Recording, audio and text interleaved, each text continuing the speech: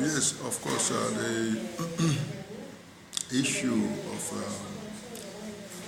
science having its foundation in our culture and also religion having its root in our culture is something that is not only established but is the fact. Because when we look at the concept of religion and the concept of science, all of them are talking about a four-angle pillar, and that is what the average, what we call today average African culture is. Like, for example, because I'm using the Igbos, and because I know that the Igbos have come a long way, and by His grace, we've been able to preserve a lot of our foundations. And it's enough for for the black hole. Now, coming to the Igbos, for instance, you get to understand and you get to know that the four market days is not just the market days, but it's a four element concept, and which, of course, in my book I explain how it was part of the explanation that was given in the Bible for the creation of the world.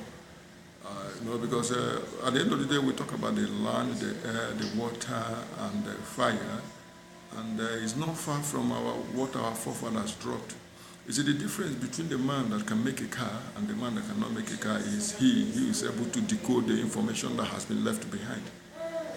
Even the scripture says what is has already been, and what will ever will be is the one that is already here. So nothing is new. The only thing is that according to generation and age, we give it interpretations according to the environment or the situation that we are facing around the world.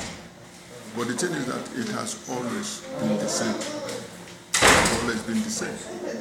It has always been the same. I mean, we talk about the four concepts, the four elements that form what you call today the universe.